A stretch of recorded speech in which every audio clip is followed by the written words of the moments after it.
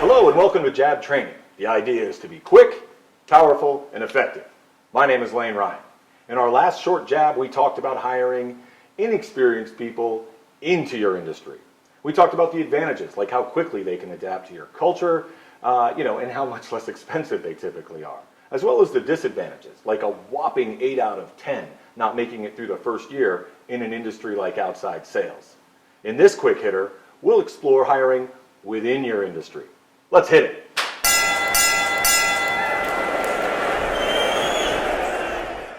Now let's talk about hiring within the industry. Again, for you sports fans, this would be more like building through free agency.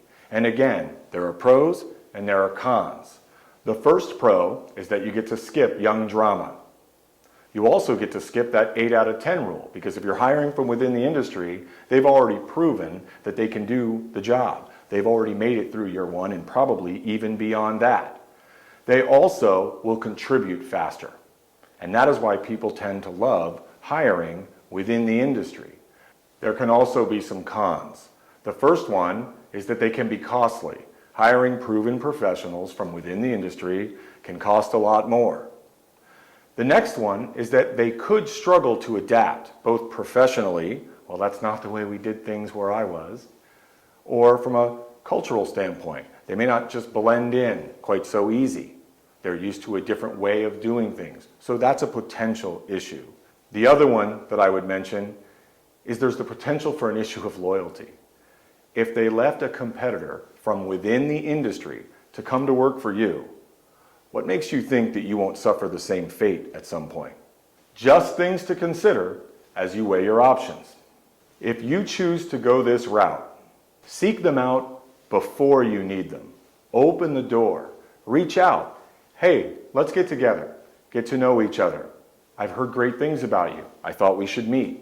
Whatever the anxiety they might have going into the meeting, I'm telling you, when you meet with them and you don't try to hire them because you don't need them yet, all you're doing now is building a relationship. And this relationship could really bear fruit up the road. So get to know these people before you need them. Another great way to hire within the industry is to ask your clients for referrals. Hey, who's out there that you really like working with? Or hey, who's the best you work with within our industry? There's a million ways to ask, but especially from a client who you've had a nice long relationship with, believe me, they're probably bombarded with others in your industry. Go ahead and ask the question. Beyond that, don't be afraid to look for employee referrals. Maybe even offer an incentive program, because they know your culture. They know what your company is all about. What a great source to tell you who they believe fits. So go ahead and encourage that behavior. Furthermore, ask yourself, who's out there? Who's the bright up-and-comer? Who's the person who I'm hearing things about who's only been in the industry a short time? Maybe I can give them their break. Maybe I'm the guy that's going to give them the opportunity to take things to the next level. But again, seek them out before you need them. In fact, I recommend that you keep a spreadsheet. Track exactly who's out there who you are hearing good things about, whether it's because a client told you, whether it's because one of your employees told you, or whether it's just through word of mouth on the street. Build the spreadsheet and make sure to keep it updated. What a great tool to have to ensure that you never get caught flat-footed when you need to hire. And here's a suggestion. When you hear about somebody moving on, when you hear that somebody left a company and went somewhere else, this is a great time to seek them out. Not because they're going to make another move right away, but you could go to them now and ask them about the place they just left. Hey, tell me who's on board over there, who really gets it, who's the brightest up-and-comer that's making things happen. Believe me, they have no problem talking about the place they used to work. So this is a great resource to find out information about which people you should be adding to your spreadsheet.